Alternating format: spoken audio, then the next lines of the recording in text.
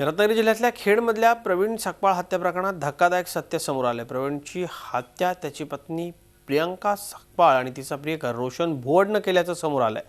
5 महिन्यांपूर्वी हत्या करण्यात आलेल्या आपल्या मुलाला न्याय देण्याकरता एका बापाला रत्नागिरी पोलिसांबरोबर तब्बल 5 महिने संघर्ष करावा लागला आणि 5 महिन्यांनी आपल्या मुलाची हत्या झाल्याचं त्यांनी खेड पोलिसांना पटवून दिलं। रत्नागिरीच्या खेडमधील प्रवीण सकपाळ हत्येप्रकरणी धक्कादायक खुलासा। डीएनए चाचणीत मृतदेह प्रवीण सकपाळचाच असल्याचं निष्पन्न। खेड पोलीस निरीक्षकासह 3 पोलीस निलंबित। अखेर एका बापाला न्याय मिळालाय, मात्र त्यासाठी या बापाला तब्बल 5 महिने संघर्ष करावा लागला। खेडच्या भरणीमधल्या स्मशानात जमिनीत पुरलेला मृतदेह डीएनए चाचणीत प्रवीण सकपाळचाच असल्याचं उघड झालंय। या प्रकरणात अक्षम्य बेपर्वाईचा ठपका ठेवत जिल्हा पोलीस अधीक्षकांनी खेडचे पोलीस निरीक्षक अशोक जांभळे यांच्यासह हवालदार आप्पा दाभोळकर आणि संजय मारळकर यांना निलंबित करण्याचे आदेश दिले। डीएनए पॉझिटिव्ह आला आणि तो प्रवीणचा असल्याचं निश्चित झालं।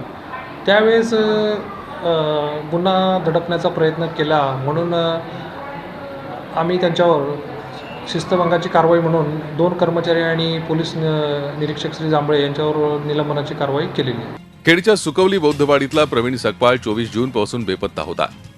त्याच्या पत्नीनं तशी तक्रार दाखल केली होती, मात्र त्याच्या वडिलांनी आपल्या मुलाची हत्या झाल्याचा आरोप केला होता। त्यासाठी त्यांनी अनेकदा पोलीस स्टेशन तहसील कार्यालयाचे उंबरठे झिजवले, मात्र कोणीच त्याची दखल घेतली नाही।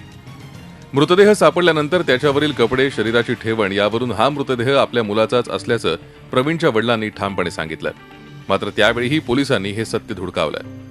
अंगावरचा घोडमोडा ओळखला, पायातले चप्पल ओळखल्या आणि त्याचा चेहरा बिरा सगळा ओळखला, कारण तो घरी 4 महिन्यांनी काढलेली असली तरी पण मजबूत होता, त्याचा चेहरा बिरा सगळा स्पष्ट दिसत होता, म्हणून मी माझ्या मुलाला ओळखलेली आहे।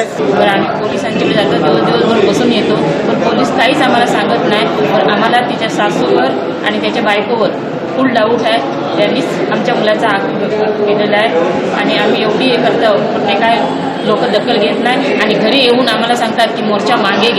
मृत प्रवीणला पत्नी प्रियांकाचे आणि तिचा प्रियकर रोशन भुवडशी असलेल्या अनैतिक संबंधांची कुणकुण लागल्यानं त्याची हत्या करण्यात आली। तब्बल 5 महिने आपल्या मृत मुलाला न्याय मिळवून देण्यासाठी सखाराम सकपाळ पोलीस स्थानकासह प्रशासनाचे उंबरठे झिजवत राहिले। विविध संघटनांना हाताशी धरत त्यांनी रस्त्यावरची लढाई सुद्धा लढली, पण खाकी वर्दीतील अधिकाऱ्यांना पाझर फुटला नाही। जिल्हा पोलीस अधीक्षकांच्या डीएनए तपासाच्या आदेशानं या हत्येमागचं सत्य समोर आलं आणि मुलासाठी संघर्ष करणाऱ्या बापालाही न्याय मिळाला। Pranav Polekar, Zee media, Ratnagiri. Zee 24 तास रहा एक पाऊल पुढे।